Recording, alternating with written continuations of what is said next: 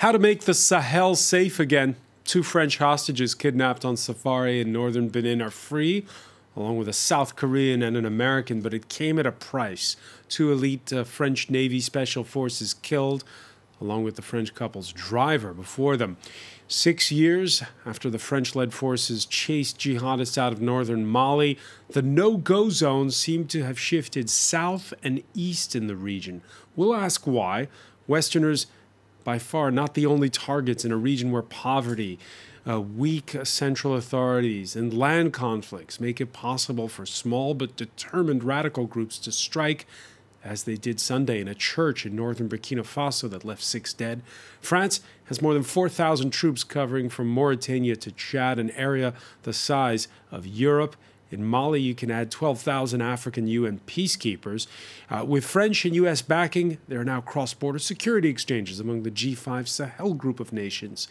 In an effort to stem the problem of migration to Europe, EU leaders have been talking up development as a long-term answer. But what are they doing, and what is doable in the short term? Today in the France 24 debate, we're looking at West Africa's shifting danger zones. Joining us from Dakar, Ibrahim Yahya, senior analyst at International Crisis Group. Thank you for joining us.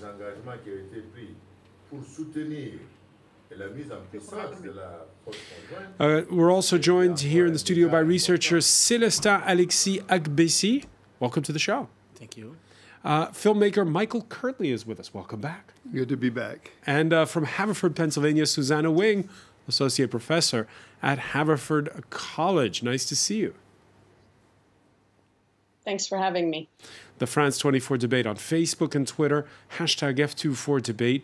Yeah, those 4 hostages safe at a cost. The commando precipitated its raid because of intelligence, say the French, that the hostage takers were said to move the Frenchmen north across the border with Mali. Let's not forget that 3rd victim, the French couple's driver and guide, Fiacre Gbedi, whose body was recovered last week. Now, some have criticized the French couple, newlyweds, for choosing a potential hotspot for their honeymoon. But now it emerges that the French Foreign Ministry's travel advisory may have been backdated. Shirley Sitbon has more. Authorities say the tourists visited a site that was flagged as red on the Foreign Ministry's travel advisory, meaning it was extremely dangerous. The travel advisories that the Foreign Ministry regularly releases must be respected in their entirety. Travel advisories are not wishful thinking. They are imperative incentives. But a quick look back into travel recommendations reveals authorities flagged the Pendjari Park as red only after the kidnapping on May 10th, the latest update. Before that, the park was classified in orange, still dangerous, but at a lower level. The tourists and ex-hostages themselves admitted they should have been more careful. Certainly, we should have taken into account the recommendations of the state and the complexity of Africa, and avoided going to this magnificent region of the world, which, unfortunately, is falling into instability. A complex situation that keeps evolving. 6 months ago, authorities only called for enhanced vigilance in that part of Benin, like in almost all of the continent. But since then, the threat coming from jihadist insurgents in Mali and neighboring Burkina Faso seems to have extended into northern Benin. Célestin Alexis Agbessi, your thoughts, your reaction to that report and perhaps to the perception of your country, Benin, after all that's happened? After this happened, of course, all Beninese are worried about what happened in the northeast of the country, which is bordering Burkina Faso and the extreme north of Niger. Of course, Benin is a small country which needs tourism to react its economy. And after President Talon won the presidential election, he built his economic system by promote tourism and gave the park to a South African NGO to promote the park. And there was a rehabilitation of the park and new investment by this NGO structure. And they removed the army who was the guardian of the park and all the system of forest and water organization will keep the park safe. But we see that with the jihadism in this part of Sahel, the terrorism come into Benin to grab people, to take white people to exchange them to have money. It's a big problem, a big issue for Benin now. All right, so you're saying this was a ransom idea to earn money for the kidnappers. We're going to get back to that point, but I just want to ask Ibrahim Yahya, the security alert, it was raised after they'd been taken hostage. Your thoughts on just how dangerous the north of Benin is these days? So really, I think that the episode that just happened in Benin is symptomatic of the crisis that we have seen expanding throughout the Sahel region. If you compare the map in 2012, the map of the insurgency in 2012 and the map of the insurgency today, we see the level of metastasis of this crisis. 2012 was only northern Mali. Then 2013, we have the French military operation that chased out the jihadists. 2015, we saw new insurgencies popping up in central Mali and on the border between Mali and Burkina Faso. 2016, we saw a new front opening in northern Burkina. 2017, 2018, we saw this again developing along the border between Burkina and Niger in the eastern Burkina side. And now, 2019, we are talking about northern Benin being affected. So this is really, it shows that despite all the effort that is being done in this region to try to stop this insurgency, the thing is, the problem is still going. And is it that the support for these radicals is growing, or is it simply that as military gains are made in one place, they simply move and shift to another? Yes, I don't think that it is an indicator that people locally support them, and that's why they are that's why they are expanding. I think that as the military pressure increase on them, they try to find other places where they can find better hideouts. This has been what is happening, I think, both in central Mali, but also on the border and in Burkina Faso. Particularly in eastern Burkina, we saw that this became significant as a result of French military operation on the border between Niger and Mali in the Menaka region. This is when the eastern Burkina became really significantly dangerous, as some groups started to move away from the area where the military operations happened. Michael Kirtley, when you think back to 2013, it was January, the then French President François Hollande makes the snap decision to send in those French forces to chase the jihadists who were coming down from the north.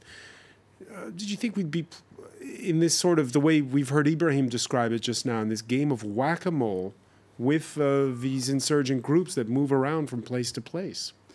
Well, first of all, I'd like to say that I mourn with the rest of the French nation at the death of these two soldiers, these very brave soldiers who rescued the hostages in Burkina Faso.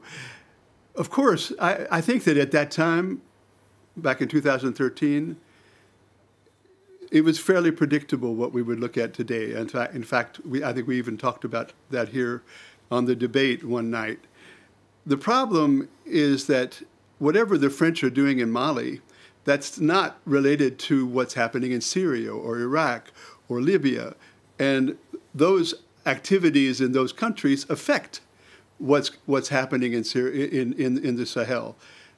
There are more and more people who are noticing outside of Africa that some of these groups like Boko Haram and the consolidated Al-Qaeda backers and the consolidated Islamic State backers in that area are getting more and more support from the Gulf states and from other nefarious groups. What, do we have hard evidence of that? Absolutely. I mean, I'm working on a film in Niger right now. Niger, by the way, is a sort of an island of hope in this whole situation. They're not overrun in the same way that Burkina Faso and Mali are overrun. But the way it works is oftentimes through missionaries. From Qatar, from Saudi Arabia, from the UAE, they come in, and they are basically benign at that particular point. They come in and they set up cells where they reach out to the various populations through monetary enticements, through setting up commerce. They set up there. They've been doing this for decades now. This began in Mali back in the 70s, and even before. It has taken place in Chad and in Niger. So they set up there, and so they set up a base where they start talking to the population about, what a more, let's say, a more puritanical viewpoint on Islam should be. So which means that we're going away. And you're saying that message is now getting through, whereas before it wasn't? No, no, it's not just that. More recently, you have, because of the fall of Gaddafi and the destabilization of Libya, you had all of these fighters and all of these arms that came out of Libya across southern Algeria, across northern Niger, and ended up in Mali. And a lot of this is fanned out from there. But whenever you have a situation where you're mixing poverty and guns, grief and totalitarianism in some ways in Mali, certainly persecution of the people in northern Mali. Every time you mix those different elements, you're going to have reactions. Susanna Wing, what was your reaction Friday when you first heard about the storming of this hideout and the freeing of the 4 hostages, the killing of those 2 French special forces? Well, I think the immediate reaction was, of course, relief that this had been a successful operation, and unfortunately the soldiers had been lost. But I have to say, following what Ibrahim was speaking of about the expansion of the attacks, it was a surprise that this national park had been hit in northern Benin. But if you look at the map, you can see, just as Ibrahim had suggested, this seems to be a natural progression into a kind of a target of opportunity area where you would find tourists, where you could get tourists and perhaps quickly move them, as they were trying to do, into Mali, and then have a hostage for ransom kind of situation. So in retrospect, seeing this, it does seem like a natural progression of the crisis in the area. A natural progression, Celestin? Do you get the sense that, again, I'm asking the same question to the other panelists here, that there is growing support for these groups, or were they just opportunistic? It's a national park area where there aren't many people and it's easy to hide out. I think it's both. First, a growing expansion of the groups by the combat, which was first in Mali with Barkhane operation, and after in Burkina Faso with uprising of this jihadist group. But the second term is opportunistic, because if there was no tourists in this park, they cannot do it. But Pendjari in Benin is a great park with a new face, with a promotion by the Benin government to promote tourism. So, of course, if jihadists were chased or combat in Mali and Burkina Faso, of course, they would find a place, a fair place, a sure place to have tourists. And it was in Benin. One more thing, I have to say that in April 2019, Benin have made an operation called Dijoho to push away the jihadists, because in Burkina Faso there was another operation to push them out from the countries. So they moved to Benin, and the counter operation of Benin was Operation Dijoho, who permits to capture 3 or 4 jihadists, which was linked directly to Boko Haram. That asks another question, the link between all those groups in Sahel. Yeah, connecting the dots between all those groups. Susanna Wing, you heard there earlier in our conversation when it came to Michael Kirtley's talking about how all this was predictable back in 2013 when the French first intervened to stop the jihadists in northern Mali. Do you agree? I do agree that I think we all thought, those of us who'd been watching the area for a long time knew that this was not going to be the answer, the long-term answer for security in the region. And so the minute you hit the hot spot, which was northern Mali, it was likely that rather than shutting everything down, which nobody expected, that these groups were going to look for alternative locations and spread as they could, as we've mentioned, as sort of opportunistic. Where are other places they can go and take for a bit of time? And so sadly, I think that this is correct, that this is sort of not that big of a surprise. All right, when we come back, we're going to take a look with our panel at what to do going forward and pick up on a point there made by Célestin, which is what these groups actually represent, who they're affiliated with, and what to do about it. Stay with us. You're watching the France 24 debate.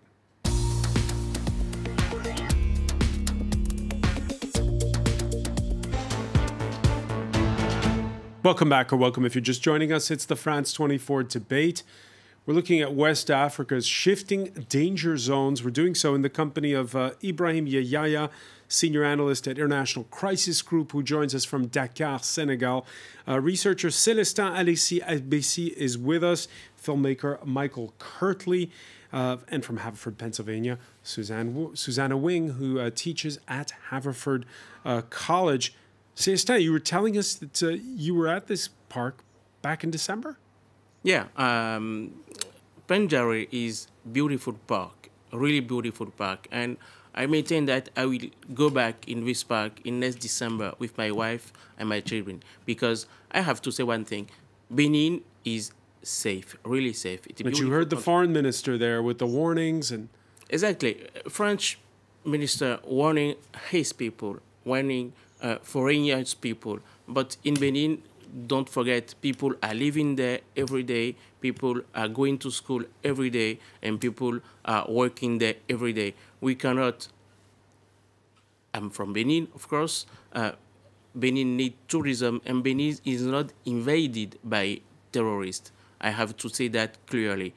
Of course, we have shifting of a threat, but Benin, of course, alone cannot do it to push away jihadists, but with the help of Barkhane and international armies, they can do it. But Benin is, as now, safe. Ibrahim Yahya, do you agree that it's safe to visit the park at this point?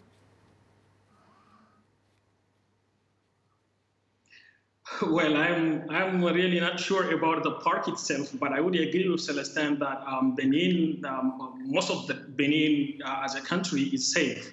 But definitely there are areas that we have to agree that are problematic today, and we need to avoid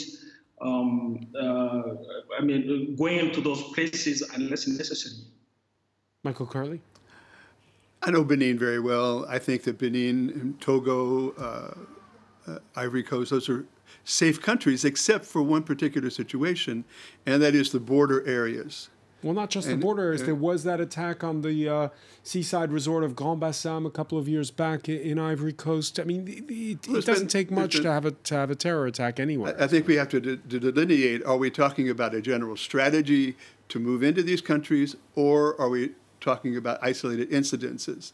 And I think that in this particular case, it's too early to determine whether the jihadis that are working in Burkina Faso are specifically targeting Benin in order to destabilize Benin in the same way that they've targeted Burkina Faso. Let's not forget also that on the 29th of April, Abu Bakr Baghdadi issued a big call to the jihadi groups, both representing Al-Qaeda and Islamic State, in Burkina Faso and Mali, to basically fight against the French, to seek out the French, whom he called crusaders at that time. And this attack took place 2 days later. So I think that there's a context here. I have to disagree with what Celestin was saying about going to the Pendjari. I think it's fine for Benin-Noir to go to the Pendjari. I don't know if it's a good idea at this point for Europeans or other Westerners to be going to the Pendjari, to the W Park, to other places in northern Benin, just because we are targeted. We are specifically targeted.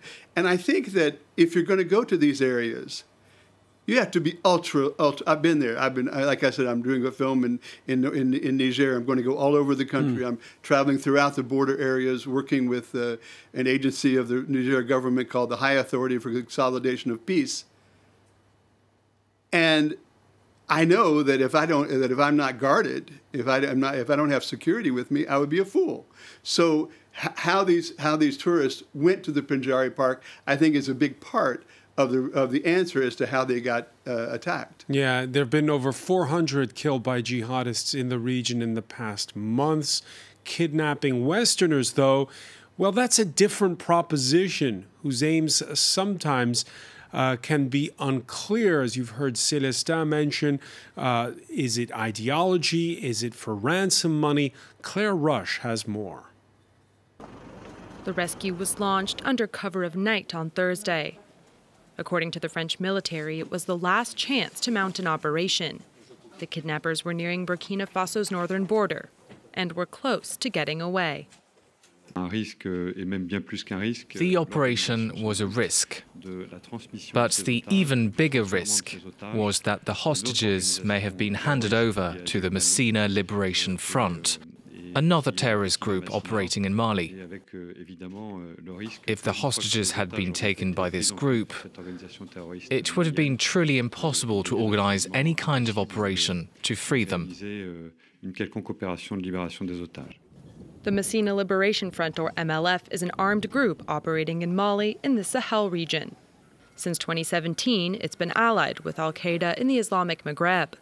But certain signs, like the geographical area and the kidnap tactics, suggest that the kidnapping in northern Benin was not organized by the MLF, but rather the Islamic State Armed Group, or IS.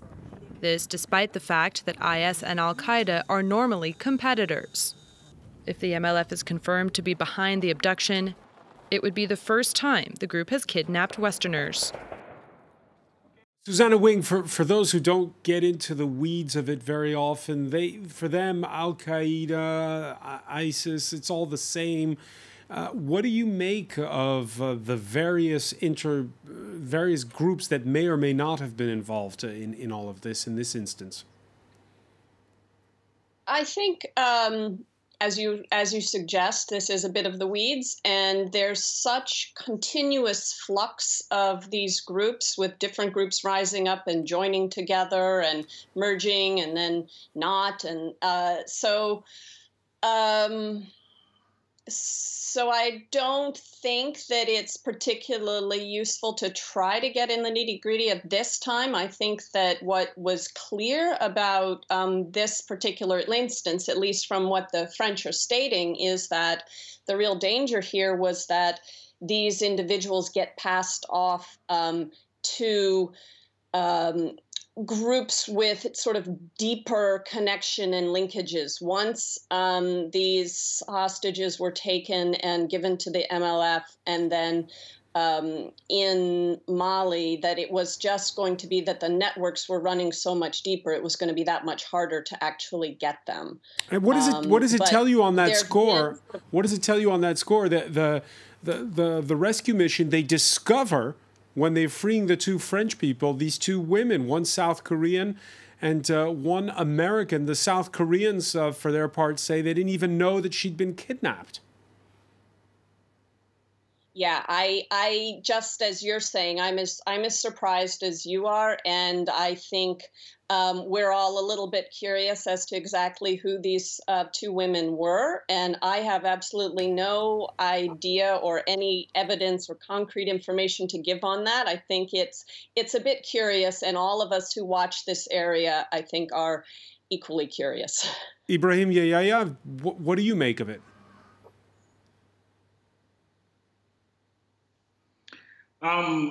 Surprised too that we did not know about those two others.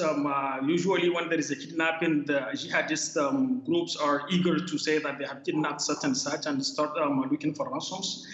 In this case, it wasn't the case. They did not advertise for it. So I think there are some lingering questions about that. But to come back to the question of the Katiba Masina, so this is a group that is not used to kidnapping Westerners, as the reports say. It is a group that is really local, very, very local. But recently we have seen that the group has started to make ties, connections to regional jihadist groups, but also pledging allegiance to transnational Al-Qaeda networks. The hypothesis is that perhaps these hostages were not going to be only turned over to Katiba Masina, but the Katiba Masina is only one link to be perhaps forwarded to other groups that are more that know how to handle the hostage kidnapping business, which is JNIM, Jama'at Nusrat al-Islam wal-Muslimin, the other jihadist coalition that is close to Al-Qaeda, or one of its subgroup, which is Al-Qaeda in the Islamic Maghreb. Now, just a point. We've since that the rescue mission on Sunday, armed gunmen killing a Catholic priest and 5 parishioners during church services in Burkina Faso's northern district of Dablo, and this comes 2 weeks after a similar attack further north, close to the Malian border in Silgadji. There too, 6 killed. Last month, jihadists attacked a village school in the eastern province of Kulpelogo, killing 5 teachers and a municipal worker. In those instances, they weren't trying to take hostages. Ibrahim Yahya, what do you make of Sunday's attack on a church? It is not the first time that jihadists attack churches. Now there is theories about which jihadists attack religious places. Some people say that ISIS jihadists are more likely because Al-Qaeda has already made a fatwa saying that it is not Islamic to attack a worship place. But I do think that in this situation, really, Susanna is saying that we don't need to go to the nitty-gritty, but sometimes the nitty-gritty are important in order to understand these complex situations. There are very local dynamics sometimes that explain why certain groups, certain villages, certain places are attacked, not others. There are several worship places in the region, but if you see that jihadists are targeting one specific place of worship or some specific people, usually there is some local dynamics that led them. Either the people locally have done something wrong to the jihadists and they are retaliating against that, or things of those kinds. So in that respect, I think we still need to get those nitty-gritty from locally to understand why that specific place was attacked. But it's not something that is uncommon. Yeah, don't focus on the local. The big illustration, tragically, is last month in Mali, in central Mali, 160 Fulani slaughtered in an apparent reprisal attack for attacks by radical militants against local farmers. And when we reported on that attack, Celestin, Alexis, we were wondering how much of it is ideology, has to do with this radical group that's sworn to this very radical ideology, and how much of it is what we see all over West Africa, which is conflicts between herdsmen and farmers. Yes. firstly, I have to say, we have to know where people are coming from. The Fulani are a people from East to West Africa in the Sahelian borders. And they are pastoralism. And they keep their cattle? The cattle in the desert. And we know now that we are in we have more desertification in the Sahel. We have no water in the Sahel, and we are grow problems with schools, with health, and when you don't have how to feed your cattle, you have to move down in the south to go in the farmer's place, and you have conflict between two kind of peoples, the farmers and the pastoralists. Yeah. So it's a great issue of this problem. Growing population pressure, desertification, and the ideology is kind of secondary? I think the ideology, in most cases, in that part of the world is definitely very secondary. I think the ideology is picked up as a fallback, as a way to get support to be able to support oneself. A good example, to go back to what Celestin was alluding to, recently I was in Niamey speaking with the head of this agency I was telling you about. His name is General Mohamedou Abu Tarka. What he does is work specifically on those border areas where you have these issues between the Fulani, who are the pastoralists, and the other groups who are more sedentary. And he was explaining that the biggest problems that exist on the border with Mali, on the border of Burkina Faso, happened because the Fulani were pushed out in some way or another. They felt that they had no more room to operate, so they moved across the border into Mali and across the border into Burkina Faso as the more sedentary populations came up from the south. Then what happens? They get into the hands of these preachers and of money lenders and of people that want to use them for nefarious purposes. And it's not they become radicalized. I mean, the proof of that is what happened later is that this group I was talking about, the High Authority for the Consolidation of Peace, went in and started inviting the Fulani without incriminating them, inviting the Fulani pastoralists to come and talk to them and say, what's the problem here? Why are you attacking us? And so they got enough of them to come back in. And this is in the same area, by the way, where 4 American soldiers lost their lives not too long ago, a couple of years ago. And they got them around the table. They said, well, okay, we're going to set it up so you can come back and you can have your land and you can work out of northern Niger and we'll protect your rights. Many of them came back. So they weren't fighting against Niger out of some sort of ideology. They were fighting because they felt that the Niger state was ignoring them. Ibrahim Yahya, we've seen in recent years EU summits take place in Africa, pledges that there was going to be more done to help, partly to stop illegal migration to Europe. Your thoughts on those promises of help and development when you look at the Sahel?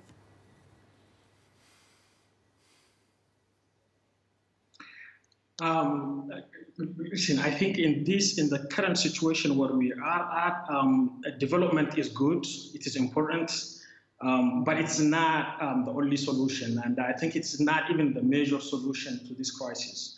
There is a real crisis of the state and the rural Sahel. I think rural Sahel people did not love the state. They fear the state. And they fear the gendarme that would come and the police that will come and take them to jail or humiliate them. Now that fear is getting demystified more and more. And I think that there is a need of a new social contract between the state and the local groups, the local populations, and that should only come politically. It is a political solution that is needed rather than development solutions. If you look back to the way that the international community has approached this problem, is that first they wanted to defeat them militarily, tried to defeat them militarily. Since 2013 up to now, they have been trying, it's failed. Then people started saying, well, what we need is development. But development without legitimacy, it doesn't work. If you go and build a well, who get that legitimacy from building a well? It's not the state itself. In the context of crisis, in the context of insurgency, perhaps the NGO that built that well would get some credits to it, but it's not the major state. And what we need is for the major state to become legitimate. And then only after that you can hope to solve the problem. This tension between the rural Sahel in some places and the governments. That legitimacy is. It's not something you can just decree, obviously. Célestin Alexis Agbessi, you've recently, Benin has been hailed for the last quarter century as this model of a country that shifted from dictatorship to multi-party rule. But we saw the last legislative elections where the opposition parties unable to stand in some instances or disqualified, a feeling that there's a bit of a setback there. These considerations that happen in the south of the country, very far from where all of this was taking place, do they have an impact on the authority of those who are trying to stop the jihadists? When the state do not have legitimacy to doing what it has to do, like in Benin nowadays, of course, the opportunity for jihadists to come in the country could occur. And we have to acknowledge that when this happened, it was during the uprising of the people to fight the kind of dictatorship made by Patrice Talon, president. Dictatorship, you're saying? Yeah, because... I mean, he's a democratically elected president of the country. Exactly, but you can be a legal elected presidency and not be legitimate because the people is the last legitimate. The people is the only legitimate kind of democratic. We can make you legitimate, but after a legal election, now the opposition is not in the parliament. Why? Because we can say that if the people is not able to choose his representative in the parliament, is the president still legitimate? And Susanna Wing, is this peripheral to our conversation or is it central? No, I actually think this is central, right? I mean, Mali was the model democracy in the region prior to the collapse in 2012. It was touted to be. Now it was bullet-ridden with problems. It had lots of issues in terms of legitimacy, just as Ibrahim has pointed out.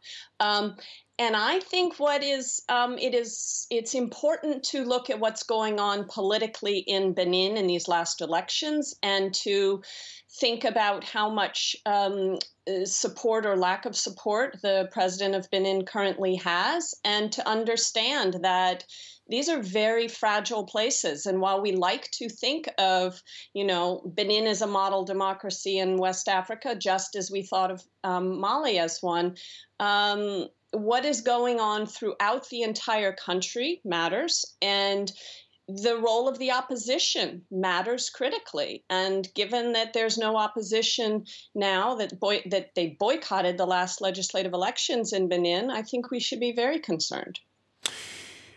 On Tuesday here in Paris, we're going to be talking more about this raid. The president, Emmanuel Macron, will be on hand for a state tribute to those two French special forces, Cédric de Pierrepont and Alain Bertoncello. There'll be a ceremony at the National Armory, Les Invalides, to honor the two French Marine special forces. He was very humble and too modest. We knew very little about his missions. We're now learning all of the honors he had. We rarely spoke about it. We know there are risks, that their job is dangerous. We're prepared to wait for them, but you're never prepared for the fact that they'll never be coming back. Michael Kirtley, When the French watch those ceremonies on Tuesday, what will they make of what's transpired there? I think, first of all, they'll have a lot of sadness because 2 soldiers have died in a foreign country. I think that I've received today several calls asking me, what's the situation, in Benin and in other places? I think that the French are wondering, what does this mean about tourism? Because there's a lot of talk about whether the people that were captured had the legitimacy to go into this area. But I think most of all, it's a solemn moment that brings France together at a period where France needs a little bit of togetherness. So to me, tomorrow, when I'm going to be looking for dignity and for solemnity from the French president and from the other people, because I think there's been too many kind of quasi-accusations that have flown around, since this whole episode came down. What do you mean by that? Well, the French foreign minister saying, defense minister saying that that the tourists basically were responsible for the death of the French soldiers. That not only did they not have any right to go there, that they should have known in advance, et cetera, et cetera. There's been changes, as was mentioned on your report, in the way the map is represented, or the no-go zones compared to not no-go zones. It really doesn't matter in a certain sense. The real question is not whether I remember a time where all of Niger, all of Burkina Faso, all of Mali was all painted in red. Now it's not. What does that mean? Nobody tells us exactly. Why has it changed since then? And so I think that in terms of our understanding of the situation there, I think we need to look at the success stories first and foremost. It's very easy to look at the catastrophes, but there's not enough discussion, and I'm not talking about tomorrow, obviously, but there's not enough discussion about why do certain places do better than other places when faced with the same problems. For example, Niger is a very good example of that. Niger has problems along its borders, but very little inside, very little radicalization inside its borders. Why is this? Why? And we've spoken about government and governance doing. I mean, look at how a country, and there are others. Senegal is another example. Look at how these countries actually take the question of extremism by the horns and work on it. These are government agencies that also work with European agencies to do this. But it starts with the central government. And if you look at places like Niger, you might find some answers. All right. We're going to have to leave it there, unfortunately, because we have so much more to talk about. But I want to thank you, Michael Kirtley. I want to thank Célestin Alexis Agbessi, Susanna Wing for being with us from Haverford, Pennsylvania, Ibrahim Yahya for being with us from Dakar in Senegal. We also want to thank you for being with us here in the France 24 debate.